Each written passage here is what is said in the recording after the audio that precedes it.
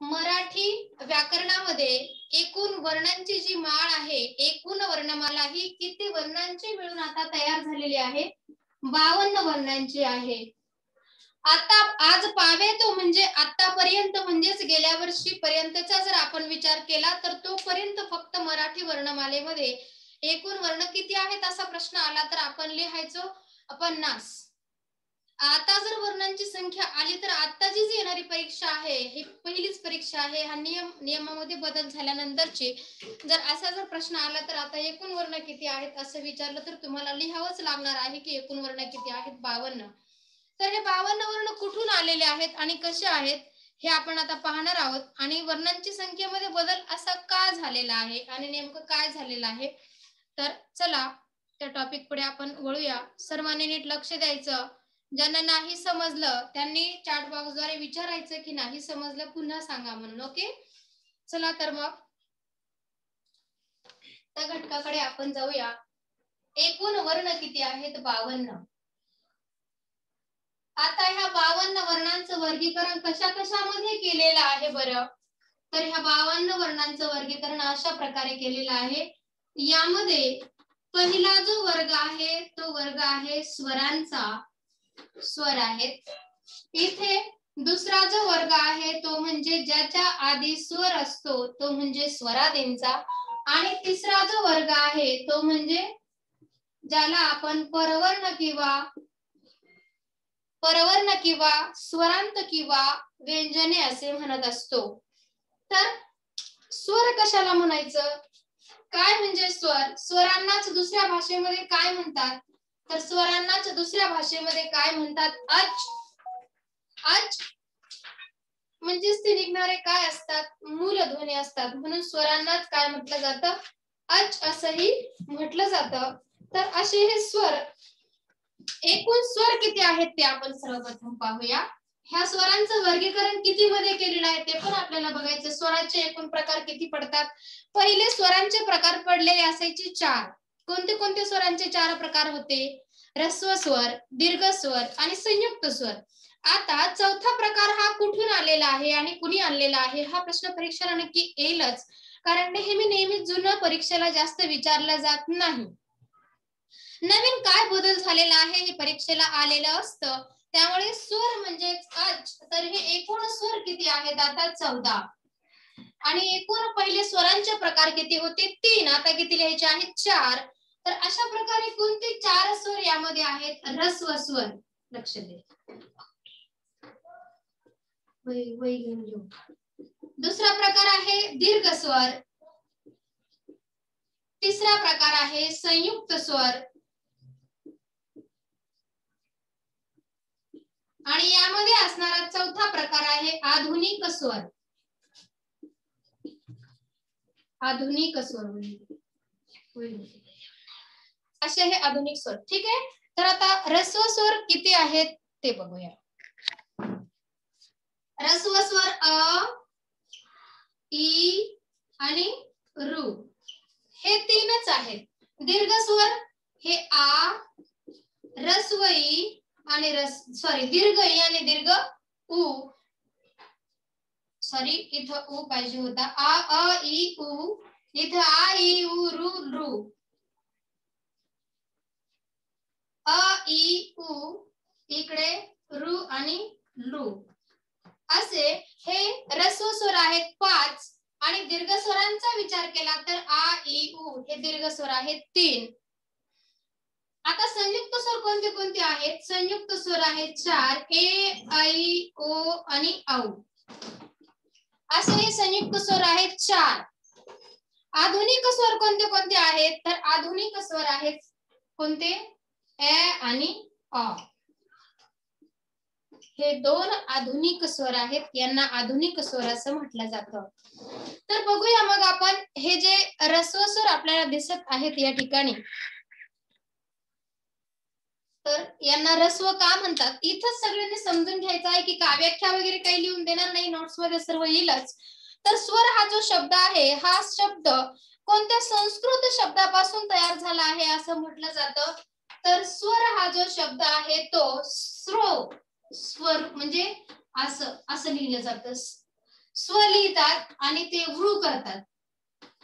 असं स्वर याप्रमाणे या उच्चारापासून, या संस्कृत धातूपासून, धातू नाही म्हणता येणार, शब्द झालेला आहे तो तयार, संस्कृत शब्दापासून स्वर हा शब्द तयार झालेला आहे.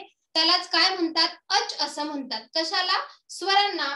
तर इथे पहा, ठीक आहे, हे झालं स्वरांच्या बद्दल. स्वरांना अच च पाय मोडून लिहायचा. पाय मोडून लिहिणे म्हणजे हलंत होय.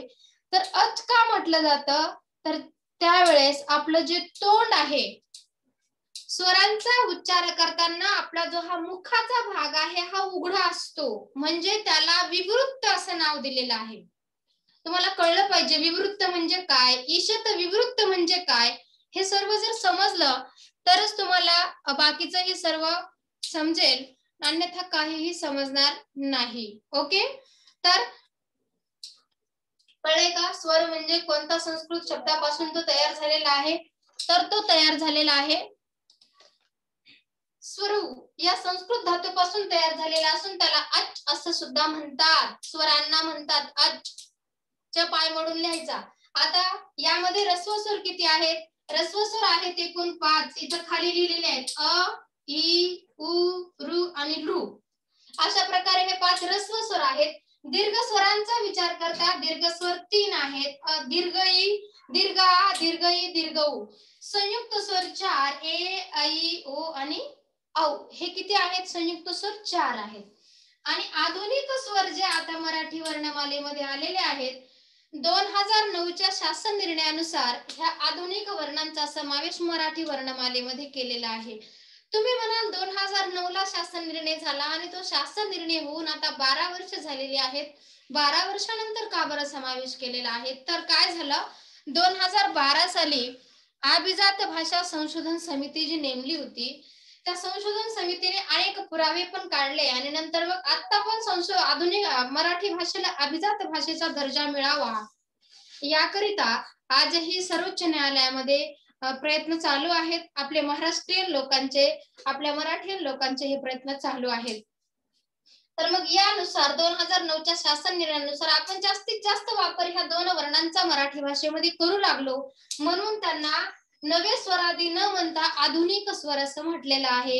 यामुळेच आता वर्णांची स्वरांची संख्या किती झालेली आहे? एकूण स्वर झालेले आहेत 14. आलं का लक्षात? एकूण स्वर किती झालेले आहेत? 14. स्वर म्हणजे काय? तर स्वर म्हणजे काय, कशाला म्हणतात स्वर, कुठून कुठपर्यंतचे स्वर असतात? अ पासून औ पर्यंतच्या सर्व वर्णांना, अ पासून औ पर्यंतच्या 14 वर्णांना स्वर असे म्हणतात. स्वराचा उच्चार करताना हवेचा मार्ग हा मोकळा असतो, म्हणजेच अडवलेला नसतो. स्वराचा उच्चार करताना आपली जी जीभ आहे, या जिभेचा किंवा आपण जे उच्चारण करतो, जेव्हा आपली जीभ आपण अ म्हणतो, जीभ सुद्धा जागेवरच राहते. अचा उच्चार कंठातून निघतो. म्हणजे काय होतं, यांचा उच्चार होताना ओठ, जीभ, दात यांचा एकमेकांशी कसलाही स्पर्श होत नाही. आणि जेव्हा ज्या वर्णांचा उच्चार करताना मुखातील अवयवांचा एकमेकांशी स्पर्श होत नाही, त्यांना स्वर म्हणायचं असतं. आणि जेव्हा मुखातील अवयव हे उच्चार करताना एकमेकांशी स्पर्श करतात, तेव्हा त्याला काय म्हणतात? व्यंजन म्हणायचं. चला तर आपण तेच पाहत आहोत आता. तर स्वर म्हणजे काय हे समजलं असेल सर्वांना. अ पासून औ पर्यंतच्या सर्व वर्णांना काय म्हणायचं असतं? स्वर म्हणायचं असतं. म्हणजे कसं असतं की ज्या वर्णाचा उच्चार प्रवाही असतो, पाण्याचा प्रवाह जसा असतो त्याप्रमाणे ज्या वर्णाचा उच्चार असतो, म्हणजे त्यांचे कितीही वेळा उच्चारण आपण करत राहिलो तरी त्यांच्यात कुठलाच बदल होत नाही, म्हणून स्वरांना प्रवाही वर्ण असे सुद्धा म्हणतात. कितीही वेळा उच्चार करा पाण्याच्या प्रवाहाप्रमाणे तरीही त्यांच्यामध्ये बदल होणारच नाही, म्हणून त्यांना स्वर, अच किंवा प्रवाही वर्ण असं म्हटलं जातं. अशा आपल्या मराठी व्याकरण मालेमध्ये एकूण प्रवाही वर्ण किती आहेत? तर ते आहेत 14. ओके, तर बघा, स्वर ही स्वतः काय आहेत? अक्षरे आहेत. स्वतः ते अक्षरे आहेत. जेव्हा ती व्यंजनात मिळवली जातात तेव्हा काय तयार होते? अक्षर तयार होते. फक्त व्यंजनाला आपण अक्षर म्हणतो का? नाही. स्वर ही स्वतः अक्षरे आहेत. व्यंजनांना अक्षरे म्हटलं जात नाही. जोपर्यंत आपण त्याला एक काठीचा आधार म्हणून स्वराचा आधार देत नाही तोपर्यंत व्यंजन हे फक्त काय राहते, व्यंजनच राहते. ते पाय मोडून लिहावं लागते, त्याला अक्षरत्व प्राप्त होतच नाही. कशाशिवाय? स्वराशिवाय. तर असा हा महत्वाचा त्यांचा जो व्यंजनाचा जो आत्मा आहे, महत्वाचा असणारा घटक त्यामध्ये आहे स्वर. असे एकूण 14 स्वर आहेत. ह्रस्व स्वर म्हणजे काय? ज्या वर्णाचा उच्चार करण्यासाठी कमी वेळ लागतो, ज्या वर्णाचा उच्चार करण्यासाठी ज्या वर्णाचा उच्चार करण्यासाठी कमी वेळ लागतो म्हणजे उच्चार आखूड होतो ते ह्रस्व स्वर. ज्या वर्णांचा उच्चार करताना जास्त वेळ लागतो म्हणजे उच्चार लांबट होतो तो दीर्घ स्वर. त्यानंतर जे वर्ण एकापेक्षा जास्त स्वर एकत्र येऊन तयार होतात त्यांना काय म्हणायचं असतं? संयुक्त स्वर. आता मग इथं आपण बघूया हा संयुक्त स्वर कसा तयार झालेला आहे. तर हा संयुक्त स्वर कसा, जागेवरच जर हे समजून घेतलं तर पुढे पुढे आपल्याला तो टॉपिक पुन्हा घ्यायची गरज सुद्धा पडणार नाही. असं जर आपण घेत राहिलो तर आपला बराचसा वेळ यामध्ये वाया जाईल. आता ऍडमिट व्हायला लागले बरेच जण. तर असा हा असणार आहे. हा स्वर कोणत्या वेगवेगळ्या स्वरांपासून तयार झालेला आहे? ए हा स्वर अ प्लस ई, अ प्लस ह्रस्व ई किंवा दीर्घ ई यापासून तयार झाला. त्यानंतर ऐ हा स्वर आ प्लस ह्रस्व ई किंवा दीर्घ ई, ए ऐ. ओ हा स्वर अ प्लस ह्रस्व उ किंवा दीर्घ उ आणि औ हा जो स्वर आहे तो आ प्लस ह्रस्व उ किंवा दीर्घ उ यापासून हे स्वर तयार झालेले आहेत. म्हणून यांना काय म्हणायचं असतं? संयुक्त स्वर म्हणायचं असतं. आता यापुढे ज्याही एक्झाम तुम्हाला कॉम्पिटिटिव्ह एक्झाम ज्या द्यायच्या आहेत, आता यामध्ये जर वर्ग 4च्या पदापासून क्लास 1च्या पोस्ट पर्यंत राज्य सेवेची जी मुख्य परीक्षा असते त्यामध्ये 50 मार्काला पेपर 2 असतो मराठीचा. मराठी इंग्लिश जे पेपर असतात 2, त्यामध्ये एक डिस्क्रिप्टिव्ह असतो आणि दुसरा ऑब्जेक्टिव्ह असतो. तर त्या ऑब्जेक्टिव्ह मध्ये असणारा जो मराठीचा पेपर आहे 50 मार्काचा, त्यामध्ये सुद्धा व्याकरणच असतं, फक्त डीप मध्ये विचारलेलं असतं. आणि इतर परीक्षेमध्ये सुद्धा आता एक्झामचा पॅटर्न बदललेला आहे. त्यामुळे असं काही किचकट प्रश्न तुम्हाला विचारू शकतात. म्हणून तुम्ही काय करायचं? नीट लक्ष द्यायचं. ओके.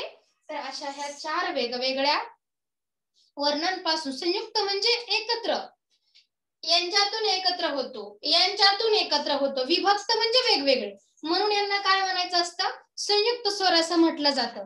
तर पहा या ठिकाणी आता आधुनिक स्वर कशाला म्हणायचं? तर हे आहेत आधुनिक स्वर. ए आणि अ या दोन्हींना आधुनिक स्वर म्हणायचं. परीक्षेला असंही विचारलं जातं अ पासून औ पर्यंत जे वर्ण आपण 14 लिहित आहोत स्वर, त्या स्वरामध्ये अ हा वर्ण कोणत्या वर्णाच्या नंतर येतो? मग खाली पर्याय असतात ए, ऐ, ओ आणि औ असे पर्याय असतात. तर मग चा कुठे होतो असं येतं. तर आता पुढे जे सांगेल ते तुम्ही ते उत्तर शोधायचे, म्हणजे तुम्हाला कळेल की त्याचा उच्चार नेमका होतो केव्हा.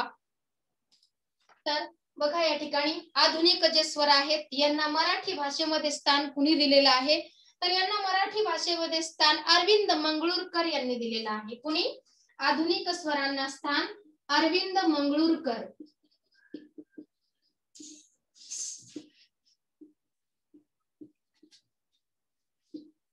अरविंद मंगळूरकर यांनी दिलेलं आहे. हे विसरायचं नाही कधीच तुम्ही. क्ष आणि ज्ञ यांच्याबद्दल आणि हे आणि यांच्याबद्दल हे लक्षात ठेवायचंच. कशाला काय म्हणतात, कशाला काय म्हणतात. आता नवनवीन जे शब्द आलेले आहेत तेही तुम्ही लक्षात ठेवायचे आहेत. तर चला पुढचा घटक आपण बघूया. इथपर्यंत समजलं स्वर म्हणजे काय? एकूण स्वर 14, त्यांना आच म्हणतात. त्यानंतर त्यांना प्रवाही वर्ण सुद्धा म्हणतात. स्वरांचा उच्चार मोकळेपणाने होतो, हवेचा मार्ग अडवलेला नसतो. आपले तोंड विवृत्त म्हणजेच उघडे असते, म्हणून त्याला विवृत्त म्हणतात. स्वरांचे पहिले प्रकार 3 होते, आता किती झालेले आहेत? 4. चला पुढे स्वरादी म्हणजे काय हे आपण पाहूया. आणि स्वरामध्ये अजून काहीतरी राहिलेलं आहे ते पण तुम्हाला सांगायचं आहे.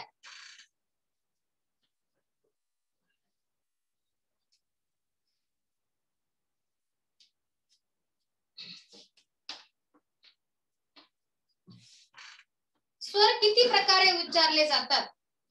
तर स्वर किती प्रकारे उच्चारले जातात बघा. वर्गीकरण किती प्रकारे केलेलं असतं त्यांचं. स्वरांचा उच्चार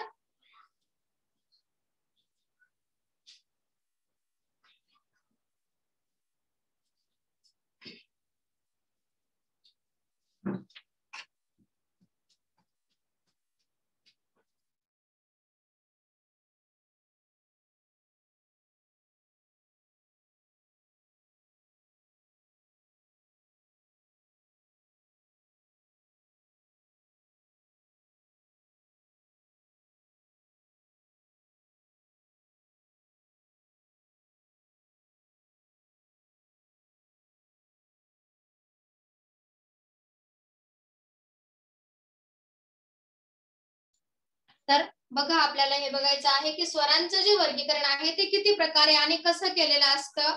तर स्वराचा उच्चार हा दुसऱ्या कोणत्याही वर्णाच्या आधाराशिवाय होतो की नाही होत, तर कुठल्याही वर्णाच्या आधाराशिवाय त्याचा हा उच्चार होत असतो. म्हणजे त्याला कुठल्याही वर्णाचा स्वर, कुठल्याही इतर जे वर्ण आहेत त्या कुठल्याही वर्णाचं सहाय्य त्याला घ्यावं लागत नाही, म्हणून त्याला काय म्हणतात, स्वर म्हणतात. त्याला संस्कृत मध्ये असणारं नाव तुम्ही, मी रेड पेन मध्ये लिहिलेलं आहे, तेही तुम्ही लक्षात ठेवायचं आहे. म्हणून संस्कृत मध्ये स्वरांना काय म्हटलं जातं, स्वयं राजते इति स्वरः. स्वयं याआधी सांगितलंय, स्वयं राजते इति स्वरः.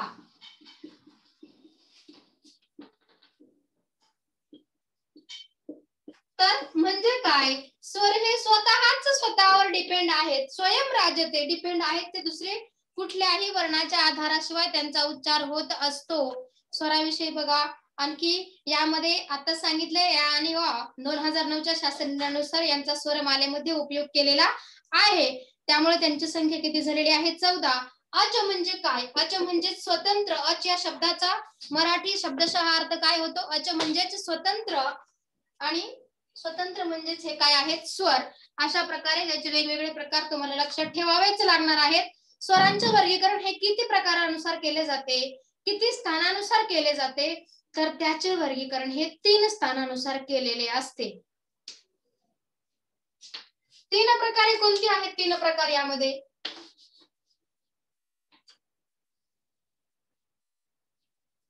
तर याच्यामध्ये पहिला प्रकार येतो उच्चार स्थानानुसार वर्गीकरण.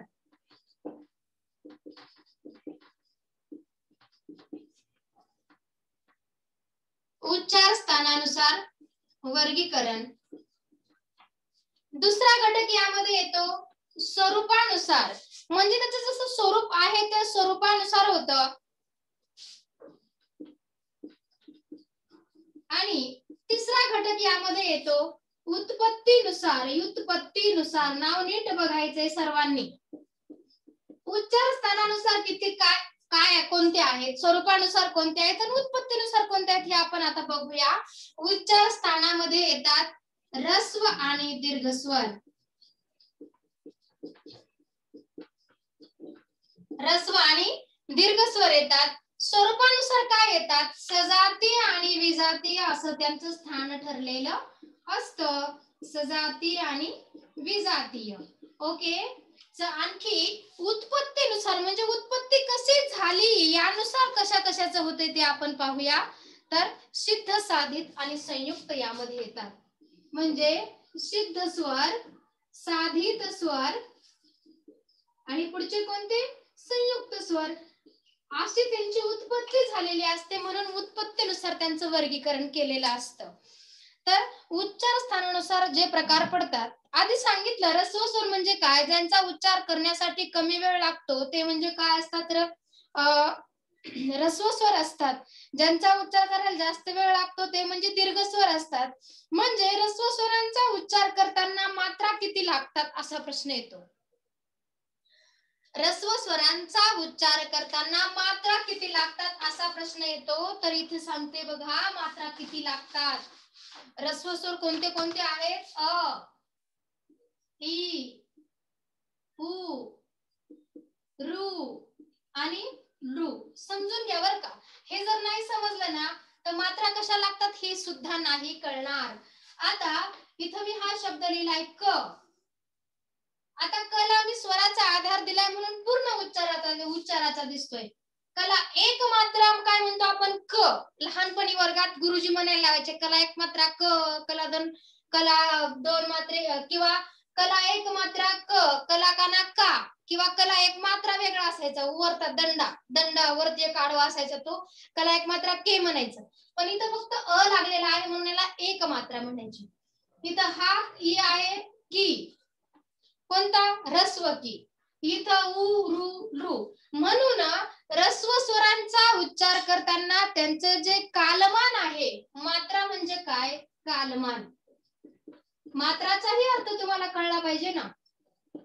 मात्रा म्हणजे कालमान. वेळ किती लागतो, किती वेळ लागतो मग त्यासाठी, तर त्याच्यासाठी निमिष म्हणतात त्याला. किती क्षण लागतात, 4 क्षण लागतात किंवा तेवढे लागत नाही. ठीक आहे. कालमान म्हणजे स्वरांचा ऱ्हस्व स्वरांचा उच्चार करताना मात्रा किती लागतात, एक मात्रा लागत असते. आणि दीर्घ स्वरांचा उच्चार करताना आपण बघूया त्यामध्ये मात्र दीर्घ स्वरांचा जेव्हा आपण उच्चार करतो, आता एक मात्रा ही ऱ्हस्व स्वरांसाठी आहे आणि 2 किंवा त्यापेक्षा जास्त मात्रा, 2 किंवा अधिक मात्रा ह्या कशासाठी आहेत, दीर्घ स्वरांसाठी आहेत. दीर्घ स्वरांचा उच्चार करताना 2 किंवा 2पेक्षा जास्त मात्रा द्याव्या लागतात. त्यांना आपण काय म्हणत असतो, दीर्घ स्वर असे म्हणत असतो. याप्रमाणे एकूण दीर्घ स्वर किती आहेत, थोडस इथं फोकस करा. इथं एक राहिलेले अक्षर, हे एक अक्षर राहिलेलं आहे. इथं जेव्हा आपण त्याचं वर्गीकरण केलेलं आहे, त्या वर्गीकरणामध्ये हे 5च घेतले होते. यामध्ये घ्यायचा एक ऍ. अशा प्रकारे यांचा उच्चार करताना 6 वर्णांचा उच्चार करताना काय कोणती मात्रा लागत असते, तर 6 वर्णांचा उच्चार करताना मात्रा एकच लागते. कोणते स्वर आहेत दिसत आहेत, हे ऱ्हस्व.